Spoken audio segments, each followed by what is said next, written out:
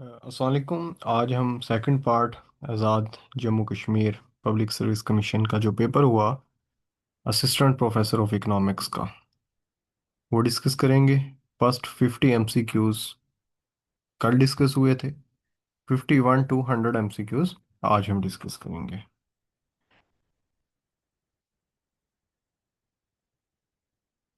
जी ये है 51 MCQs. The intersection of IS and LM curve represent. तो इसका सी ऑप्शन है equilibrium in both the goods and money market. तो ये जो सी ऑप्शन है ये करेक्ट होगा इसका।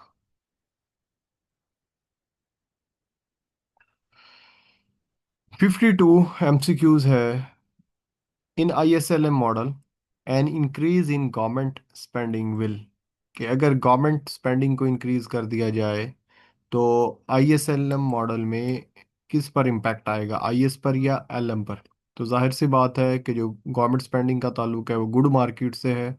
और जब गवर्नमेंट स्पेंडिंग हम चेंज करेंगे तो इंक्रीज करेंगे तो आईएस जो कर्व है वो राइट वर्ड शिफ्ट हो जाएगा। तो इसका जो बी ऑप्शन है वो करेक्ट होगा। According to the ISLM model, if the economy is initially in equilibrium and the government increases both government spending and taxes by the same amount, what happened to the output and interest rate? अच्छा, इसके लिए हमें जो balance budget multiplier है उसको थोड़ा देखना पड़ेगा। ये जो बैलेंस बजट मल्टीप्लायर का ये गवर्नमेंट स्पेंडिंग का फार्मूला लिखा हुआ है मैंने, कि गवर्नमेंट की स्पेंडिंग आने की वजह से, चेंजिंग आने की वजह से इनकम में चेंज आता है। कितना टाइम चेंज आता है, 1/1 माइनस एमपीसी। और जब टैक्सेस अगर डिक्रीज कर दिए जाएं तो फिर भी इनकम में वो इनकम यहाँ पर क्या है, both increases both government spending and taxes, यानी कि टैक्सेस इंक्रीज कर दिए गए हैं और गवर्नमेंट स्पेंडिंग भी इंक्रीज की गई, यानी कि जो गवर्नमेंट टैक्सेस इंक्रीज हुए हैं वो गवर्नमेंट स्पेंडिंग में इंक्रीज होने का वजह बनी है।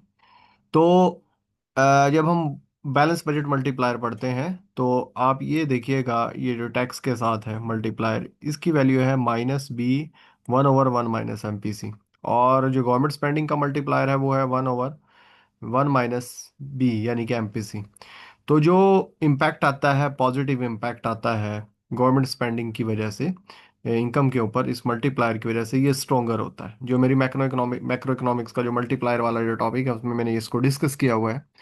और जो टैक्स इंक्रीज होने की वजह से इनकम के ऊपर जो इम्पैक्ट आएगा नेगेटिव, वो थोड़ा वीक होगा। अगर इन दोनों को प्लस करें, इन दोनों वैल्यू को 1/1 माइनस बी डेल्टा, इसको मल्टीप्लायर को, इनको, तो इसको अगर हम इसको देखें कि 1/1 minus B plus -B/1 minus B, तो जब हम इसको एलसीएम लेंगे और इसको प्लस माइनस करेंगे तो इक्वल टू 1 जवाब आएगा। तो इट मीन्स ये होता है कि जो इनिशियल आपने गवर्नमेंट स्पेंडिंग की होती है उतना ही इनकम में नेट इम्पैक्ट आ रहा होता है। तो इसका जो सही जवाब होगा कि इससे आपकी इनकम में इजाफा होगा। ठीक हो गया। और इनकम का मतलब आउटपुट में इजाफा होगा और साथ रेट ऑफ इंटरेस्ट भी इंक्रीज होगा। बट यहाँ पर जो ऑप्शन दिया गया है ये डिक्रीज के साथ दिया गया है। तो ये मेरा ख्याल में यहाँ पर इंक्रीज होना चाहिए था। तो जो ए ऑप्शन होगा, output increase and interest rate also increase, जो मैंने चैनल बताया है, अगर आप ये मैक्रो इकोनॉमिक्स का ये कॉन्सेप्ट देखें तो उसके मुताबिक ये ऑप्शन इसका करेक्ट होगा। 54 एमसीक्यूज है। In the ISLM model an increase in marginal propensity to consume will. तो मार्जिनल प्रोपेंसिटी टू कंज्यूम का क्या मतलब है कि कंजम्पशन इंक्रीज हो रही है। कंजम्पशन इंक्रीज होने का क्या मतलब है, एग्रीगेट डिमांड इंक्रीज हो रही है। एग्रीगेट डिमांड का ताल्लुक इससे गुड मार्केट से है। तो जब एग्रीगेट डिमांड बढ़ रही है तो इट मीन्स कि आपका जो आईएस कर्व है वो राइट वर्ड शिफ्ट हो रहा है। तो इसका जो ये बी ऑप्शन होगा वो करेक्ट होगा 54 का।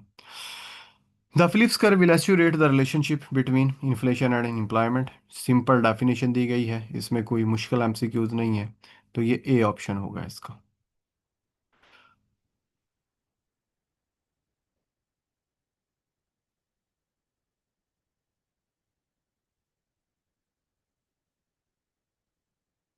56 MCQs. The natural rate of unemployment also consider full employment. यानी कि जो नेचुरल अनएम्प्लॉयमेंट रेट होता है 3%, उसको हम फुल एम्प्लॉयमेंट कंसिडर करते हैं। और जो नेचुरल अनएम्प्लॉयमेंट रेट होता है वो फ्रिक्शनल अनएम्प्लॉयमेंट और स्ट्रक्चरल अनएम्प्लॉयमेंट का सुमेशन होती है। तो यहाँ पर डी ऑप्शन इसका करेक्ट होगा। According to Solow growth model, the long run economic growth is primarily driven driven by change in, यानी कि जो सोलो ग्रोथ में जो लॉन्ग रन इकोनॉमिक ग्रोथ होती है वो किन फैक्टर्स की तरफ से होती है। जाहिर सी बात है, ये जो सोलो ग्रोथ मॉडल है ये सप्लाई साइड मॉडल है। तो पॉपुलेशन ग्रोथ की वजह से नहीं जी, ये तो नेगेटिव इम्पैक्ट डालता है। गवर्नमेंट स्पेंडिंग, यानी कि ये तो जो है एग्रीगेट डिमांड का फैक्टर है, और ये जो मॉडल है ये सप्लाई साइड मॉडल है। कंजप्शन एक्सपेंडिचर, इससे भी कोई इम्पैक्ट नहीं आएगा। जो लेबर प्रोडक्टिविटी है उससे हमारा जो लॉन्ग रन इकोनॉमिक ग्रोथ है उस पर इम्पैक्ट पड़ेंगे। तो जो इसका बी ऑप्शन है वो करेक्ट ऑप्शन है। The endogenous growth theory emphasizes the role of which factor is promoting sustainable economic growth। जो एंडोजीनियस ग्रोथ थ्योरी आई है सोलो ग्रोथ के बाद, वो किस पर ज़्यादा तवज्जो देती है? वो टेक्नोलॉजिकल प्रोग्रेस या टेक्नोलॉजिकल इनोवेशंस के ऊपर। अगर वो कहता है टेक्निकल इनोवेशन होती रहे तो फिर हमारी जो ग्रोथ है वो कंटिन्यूसली ग्रोथ होती रहेगी। ठीक हो गया, जिसे हम क्या कहते हैं, सस्टेनेबल ग्रोथ कहते हैं। तो ये 58 जो है इसका बी ऑप्शन करेक्ट है। New growth theory that economic growth can be sustain through, जो न्यू इकोनॉमिक थ्योरी है जो हम पढ़ते हैं रॉमर की बुक से, मैक्रो इकोनॉमिक्स की, उसके मुताबिक जो रिसर्च एंड डेवलपमेंट है वो एक्टिविटीज़ है वो कंटिन्यूसली जो ग्रोथ होती है, सस्टेनेबल ग्रोथ जिसे हम कहते हैं, उसमें वो ही रोल प्ले करती है। तो इसका जो 59 है इसका डी ऑप्शन करेक्ट होगा। The concept of convergence in economic growth theory suggest, convergence economic growth theory क्या कहती है कि जो पुअर नेशन है उनकी जो ग्रोथ रेट होती है वो ज़्यादा होती है, और जो रिच नेशन है उनकी जो ग्रोथ रेट होती है वो कम होती है। उसकी रीज़न ये होती है कि वहाँ पर रिच नेशन के अंदर जो रिसोर्सेज हैं वो यूटिलाइज हो चुके होते हैं मैक्सिमम, पुअर नेशन के अंदर कैपेसिटी होती है। तो ग्रेजुअली क्या होगा कि जो पुअर नेशन है वो भी रिच नेशन के करीब पहुंच जाएंगे। तो इसका ए ऑप्शन होगा, all country will eventually reach the same level of income per capita. तो ये कॉन्सेप्ट इसके पीछे वही है जो मैंने आपको डेफिनेशन बताई है। अब आ जाती है इकोनोमेट्रिक्स 61 से, the least square method minimise. तो लीस्ट स्क्वायर मेथड क्या होता है? सुमेशन वाई आई, ये मैंने पिछले लेक्चर में जो लेक्चरर का टेस्ट है उसमें भी ये डिस्कस किया था, Y I minus Y hat और इसका स्क्वायर। तो ये इसको कहते हैं सम ऑफ स्क्वायर, ये है, ये सम है, और ये क्या है, स्क्वायर है किसी, और ये दरमियान में जो माइनस है इसको डेविएशन बोलते हैं। ठीक हो गया, तो least square method minimise the sum of square deviation. तो इसका बी ऑप्शन क्या होगा, करेक्ट होगा। जो गैस मार्कव थ्योरम है state that ordinary least square estimator, जो हम इससे एस्टिमेटर फाइंड आउट करते हैं, अल्फा और बीटा की जो वैल्यू, स्लोप की जो वैल्यू फाइंड आउट करते हैं, उनके अंदर ब्लू की खसूसियात पाई जाती हैं। ब्लू क्या होता है? बेस्ट, एल से मुराद लीनियर, यू से मुराद अनबाइस, ई से मुराद एस्टिमेटर। यानी इनका जो ये लीनियर भी होंगे, इसकी प्रॉपर्टी है कि लीनियर, जो अगर आपका जो फंक्शन है, जो पैरामीटर्स हैं वो लीनियर होने चाहिए। उसके बाद अनबाइस का मतलब क्या होता है, मीन वैल्यू और जो ट्रू वैल्यू है वो आपस में इक्वल होनी चाहिए। और बेस्ट क्या मतलब क्या है कि इसका वेरिएंस मिनिमम होना चाहिए। अगर ये तीन करेक्टरिस्टिक हैं अगर आपके पैरामीटर्स के अंदर, तो हम उसको क्या कहते हैं, ब्लू कहते हैं। 60 जो 3 MCQs है वो dummy variables. Dummy variable are used in regression analysis. Dummy variable normally तब हम यूज़ करते हैं जब हमारे पास क्वालिटेटिव डाटा हो। Include in qualitative information in the regression model. Some time हमें जेंडर को इंक्लूड करना पड़ता है, रूरल अर्बन एरिया को इंक्लूड करना पड़ता है, ठीक हो गया, या किसी चीज़ को रैंक करना पड़ता है। तो उस सिचुएशन के अंदर हमें डमी वेरिएबल्स को यूज़ करना पड़ता है। तो इसे हम क्या कहते हैं, इसे इसे हम डमी वेरिएबल कहते हैं, और ये क्वालिटेटिव जो इंफॉर्मेशन होती है रिग्रेशन मॉडल के अंदर उसके लिए ही यूज़ होता है। ऑटो कोरिलेशन की सिंपल डेफिनेशन दी हुई है, auto correlation occurs the error term are correlated across observation. यानी कि जो, अगर आपने गोल्डफेल्ड क्वांट टेस्ट को पढ़ा हुआ है, तो नहीं, इसमें है डरमन वाटसन टेस्ट, ऑटो कोरिलेशन, इसमें टेस्ट का नाम सॉरी मेरे जहन से स्किप हो गया, तो उधर से हम वो कोरिलेशन को देख सकते हैं, जो एरर आता है उसको हम देखते हैं, और फिर उनका पैटर्न देखते हैं करंट एरर का प्रीवियस ईयर के साथ, उसको प्लॉट करते हैं ग्राफ के ऊपर कि पॉजिटिव ऑटो कोरिलेशन है या नेगेटिव ऑटो कोरिलेशन है। The weighted least square estimator use correct for, ये रेमेडियल मेजर है किसकी, हेट्रोस्लासिसिटी की। जो मेरे इकोनोमेट्रिक्स के लेक्चर्स हैं उसमें ये जितने भी इकोनोमेट्रिक्स के जो क्वेश्चंस आए हुए हैं, अगर आप उन लेक्चर्स को देखें अच्छे तरीके से, तो इसमें से आप 100% इसको सॉल्व कर सकते हैं। द पुरुष पगान टेस्ट इज यूज फॉर हेट्रोस्लास्टिसिटी, ठीक हो गया, सिंपल है। The Durban Watson statistic is use for auto correlation, यहाँ पर ये सिर्फ और सिर्फ आपका नॉलेज चेक किया गया है कि जब आपने एमएससी एमफिल किए हैं, आपने इस कोर्स को कवर किया है या नहीं। जिसने जस्ट इन कोर्स को देखा हुआ है, इकोनोमेट्रिक्स को देखा है, तो वो स्टूडेंट इजीली इस पेपर को हल कर सकता है। In the presence of auto correlation the ordinary least square estimator is inefficient हो जाता है, यानी कि आप उससे फोरकास्टिंग नहीं कर सकते। आप, जाहिर सी बात है, जब इसमें ये इफेक्ट करता है आपका जो वेरिएंस होता है उसको लार्ज कर देता है, तो फिर आपका जो कॉन्फिडेंस इंटरवल है वो भी ठीक नहीं आएगा, ठीक हो गया। फिर आपकी जो आप हाइपोथेसिस पर जो आप रिजल्ट्स को कंक्लूड करना है तो वो भी प्रॉब्लमेटिक होंगे, तो इसमें इनएफिशिएंट हो जाएगा आपका प्रॉब्लम। जो ऑटो कोरिलेशन है और हेट्रोस्टासिसिटी है, ये बाइसनेस को कुछ नहीं कहते। जो साइमल्टेनियसली इक्वेशन है वो बाइसनेस में प्रॉब्लम क्रिएट करती है। In simultaneously equation model endogeneity refer to, endogeneity normally ये होता है कि जो हमारा एक्सप्लेनेटरी वेरिएबल है वो एरर टर्म के साथ कोरिलेटेड हो जाता है, ठीक हो गया। तो यहाँ पर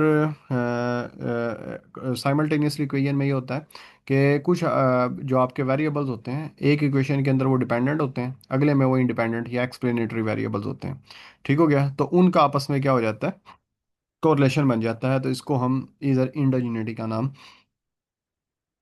दे रहे हैं। तो इसका जो डी ऑप्शन है वो करेक्ट और मोस्ट सूटेबल है। द ऑटो रिग्रेसिव 70 है, 70 ही है। The auto regressive integrated moving average ARIMA model is, ARIMA model होता है forecast for time series, ये मैंने सामने लिख भी दिया है। तो इसका जो सी ऑप्शन है, forecasting future value of time series data, तो उसके लिए हम अरीमा मॉडल को यूज करते हैं। नेक्स्ट बहुत सिंपल दिए गए हैं, एमसीक्यूज मैथमेटिक्स के हैं ज़्यादातर।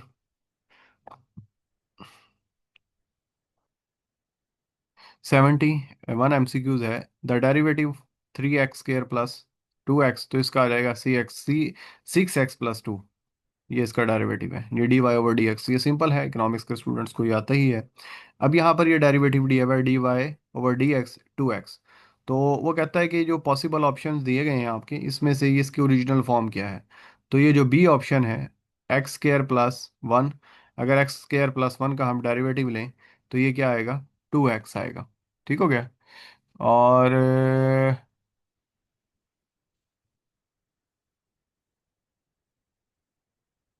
B option is correct one eight, और हाँ जी, और जो साथ उसने ये कंडीशन दी हुई है, एक्स, ये ओरिजिनल फंक्शन के अंदर अगर ज़ीरो पुट करें तो वो वन भी आना चाहिए। देखें जी, अगर यहाँ बी के अंदर मैं ज़ीरो पुट करता हूँ तो एक्स ज़ीरो का स्क्वायर, वाई की वैल्यू क्या आ जाएगी, वाई की वैल्यू आएगी वन, ठीक है क्या। और जब इसका डेरिवेटिव लूंगा तो ये 2x आएगा, तो ये दोनों कंडीशन को सेटिस्फाई कर रहा है। इधर मैं ज़ीरो पुट करता हूँ तो ये y ज़ीरो हो जाएगा।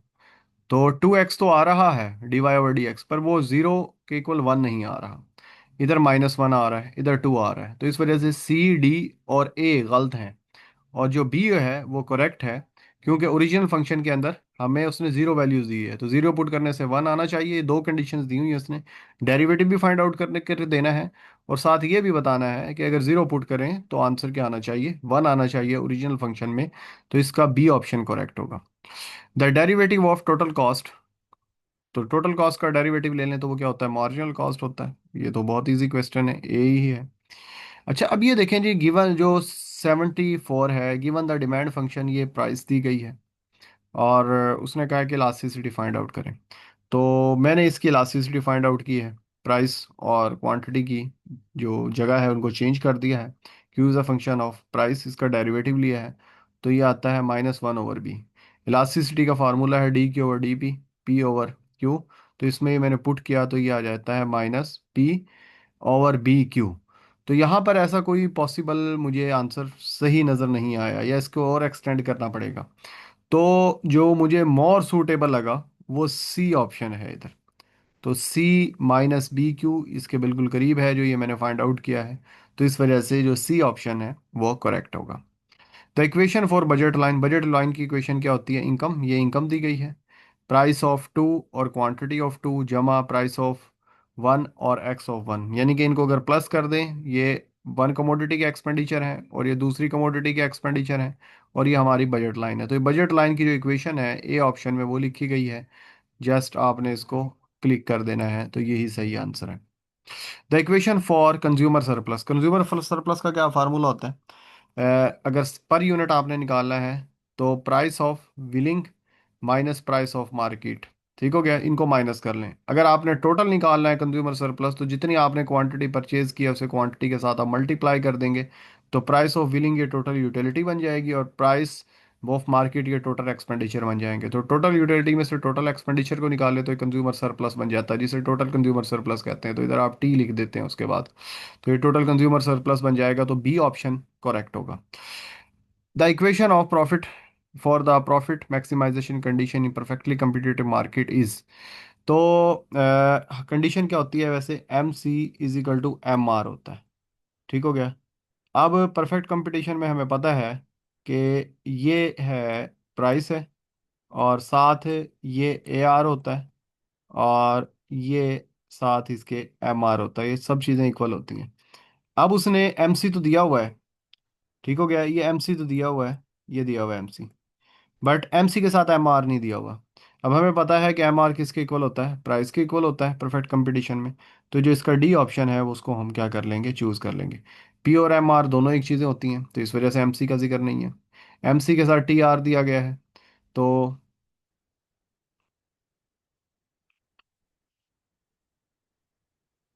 ये TR भी पॉसिबल नहीं है। उसके बाद आ जाता है 78 MCQ, the equation for the marginal product of labour. Marginal product of labour का फार्मूला हमने लिखना है चेंज इन टोटल आउटपुट या total quantity due to change in labour. तो ऑप्शन ए आ जाएगा। Market equilibrium occur when the demand function equal, ये equal का वर्ड उसने यूज किया है, द सप्लाई फंक्शन। अब इक्वल तो इसके साथ आ रहा है, हालांकि ये दोनों इक्वेशन बिल्कुल ठीक हैं, ए और बी, पर उसने क्या कहा है? Quantity demand function equal to supply, तो इसका ए ऑप्शन होगा। हालांकि जो मार्केट इक्विलिब्रियम है, बी भी इक्विलिब्रियम है। ठीक हो गया, बट जो ए है वो उसने इक्वल्स की बात की है, तो हम ए को चूज करेंगे। The supply function QSIS represent by equation. तो सप्लाई फंक्शन में जो मोस्ट फेमस जो इक्वेशन है वो सी पर उसने लिखी हुई है, QS = A + BY। तो इसका जो सही ऑप्शन होगा वो सी होगा।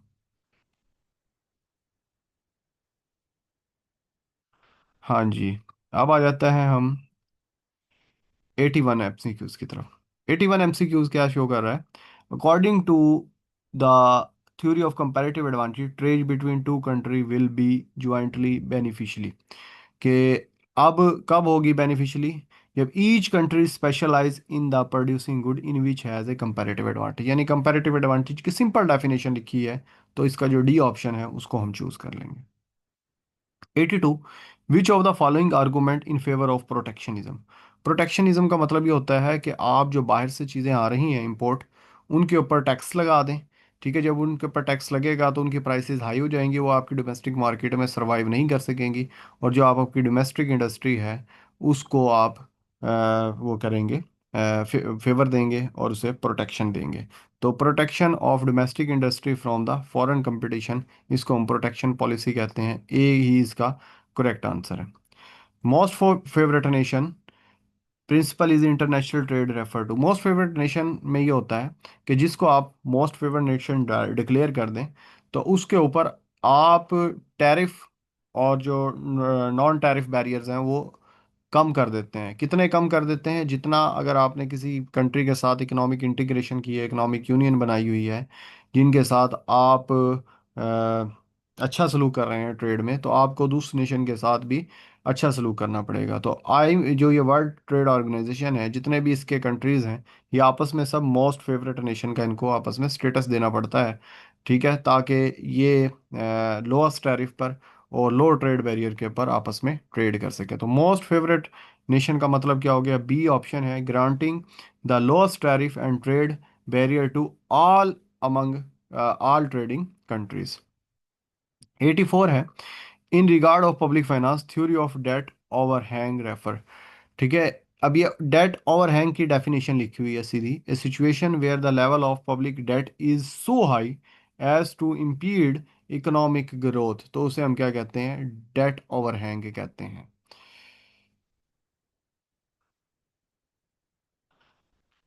विच ऑफ द 85 पर है, which of the following describe the automated physical policy stabiliser. Automatic physical जो पॉलिसी स्टेबलाइजर होता है वो क्या करता है कि ऐसी आपकी पॉलिसीज गवर्नमेंट की कि जिससे आपकी जो है इकोनॉमी वो डिस्टर्ब ना हो, वो फुल एम्प्लॉयमेंट के करीब रहे, आपका जो इक्विलिब्रियम है वो नीचे ना आ जाए।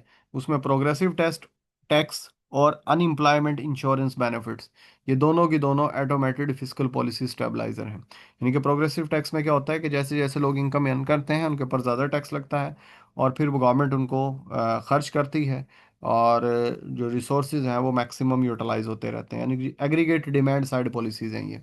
तो दोनों ही जो हैं बी और डी इसके पॉसिबल इसके करेक्ट आंसर हैं। In line with free rider problem. Free rider problem क्या होता है कि आप एडवांटेज ले रहे होते हैं पब्लिक गुड्स का without contributing to their provision. जिस तरह के मैं फ़र्ज़ करें मुल्तान से लाहौर की मोटरवे यूज़ करता हूँ पर मैंने कभी टैक्स नहीं दिया। अब वो जो मोटरवे है वो तो बनी हुई है आवाम के टैक्स के पैसों से, और मैं उसको एंजॉय कर रहा हूँ। ठीक हो गया। अब अगर मैं फ़र्ज़ करें विदाउट पे उस पर सफ़र कर रहा हूँ तो it's called free rider problem.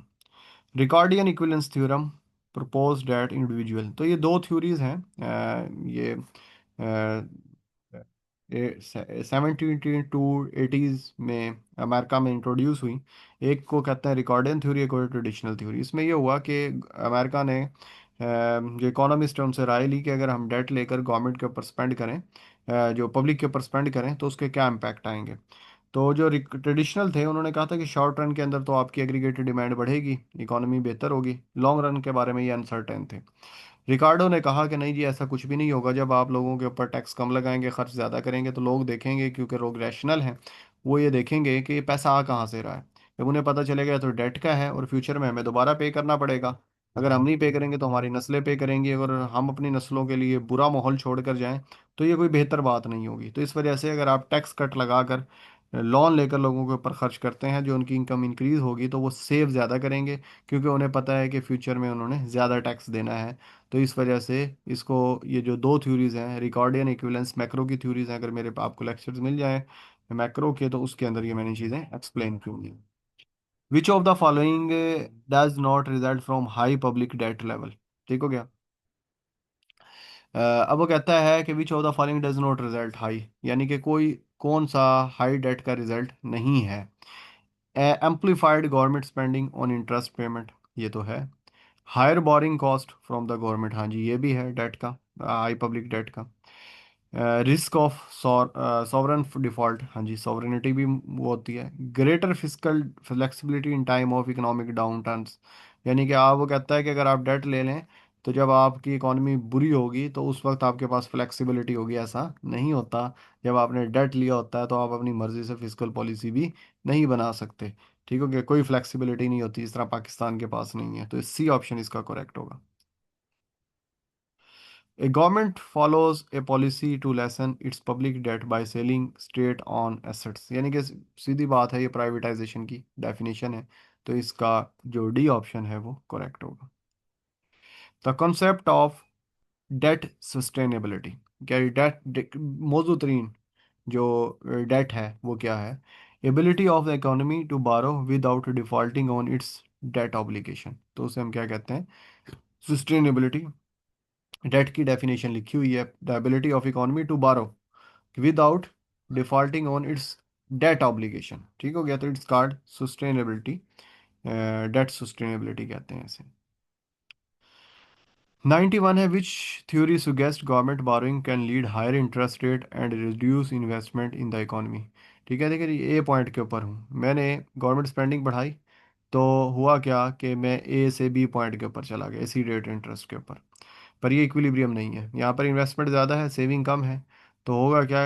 Ultimately rate of interest increase होगा। रेट ऑफ इंटरेस्ट इंक्रीज होने से जो प्राइवेट इन्वेस्टर है वो डिस्करेज होगा। ये एरो का निशान ये बैकवर्ड आ रहा है, तो ये सारा क्राउडिंग आउट इफेक्ट है। और इन द लॉन्ग रन क्या हुआ? रेट ऑफ इंटरेस्ट इंक्रीज कर गया। तो इसको हम क्या कहते हैं? क्राउडिंग आउट हाउस हाइपोथेसिस कहते हैं। तो 91 का सी ऑप्शन क्या होगा? करेक्ट होगा।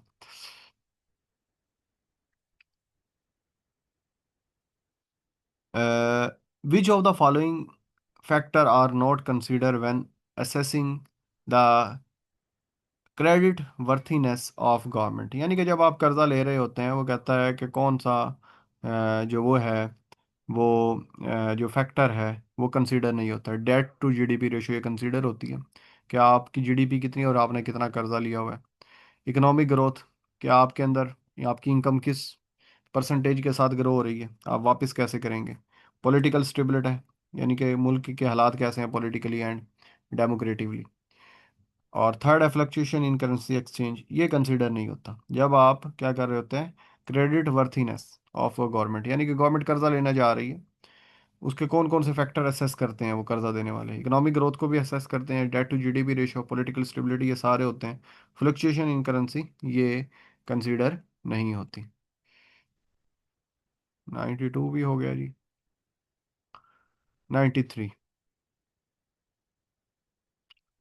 which theory international trade highlight difference in factor endowment between countries as primarily determinant of trade pattern? HO model है ये। एचओ मॉडल की डेफिनेशन लिखी हुई है, डी ऑप्शन आएगा।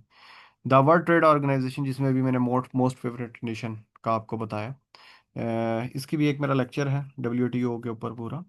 तो उसमें इसके जो बेसिक प्रिंसिपल हैं वो सारे बताए गए हैं। इसका मकसद क्या होता है? Stimulate free trade and resolve dispute among member countries. जो उनके डिस्प्यूट्स हैं और कौन कौन से इसने डिस्प्यूट सॉल्व करवाए हैं उनका भी जिक्र है। और ये इसका ए ऑप्शन इज करेक्ट होगा। Which of the following is not fundamental principle of Islamic economics? देखो क्या इस्लामिक इकोनॉमिक्स के अंदर हलाल चीज़ें कंसिडर होती हैं, परमिसिबल होती हैं। क्यास, क्यास का एनालॉजिकल रीजनिंग, यानी कि इसमें जो फ़िका को मद्देनज़र रखते हुए इस्लाम के जो बेसिक प्रिंसिपल्स हैं उसको मद्देनज़र रखते हुए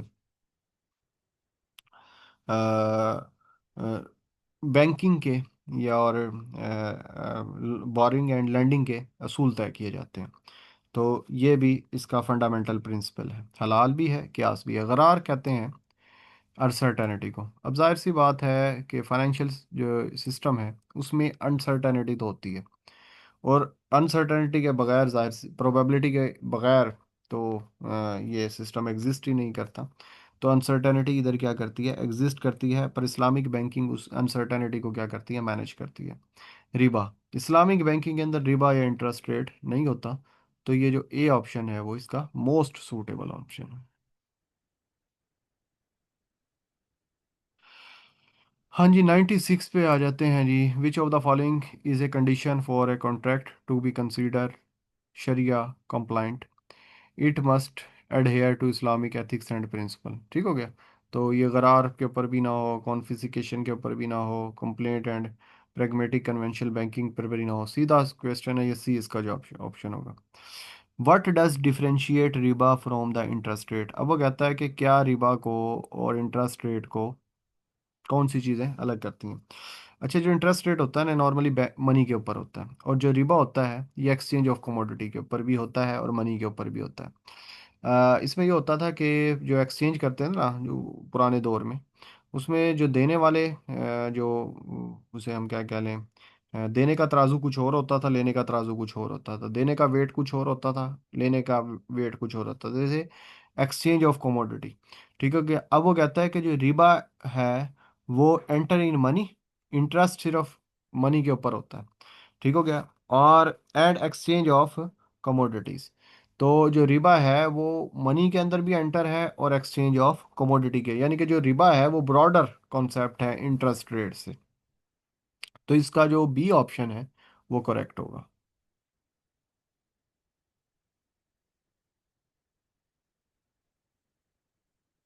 हाँ जी। The Islamic insurance base on the idea, ये है मुशारका, यानी कि ये पार्टनरशिप के ऊपर होता है। जो तकाफुल होता है, इंश्योरेंस होता है, ठीक हो गया, जिसे इस्लामिक नाम तकाफुल दिया गया है। तो ये सी ऑप्शन इसका करेक्ट होगा।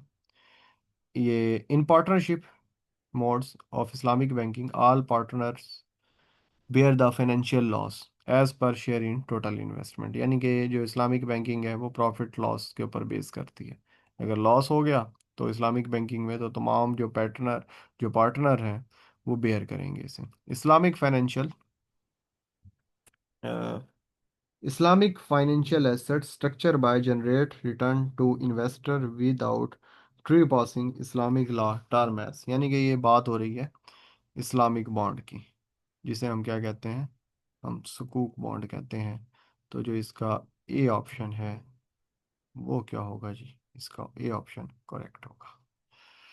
तो ये अ, हमने जो आज पेपर था हमारा आज़ाद जम्मू कश्मीर का,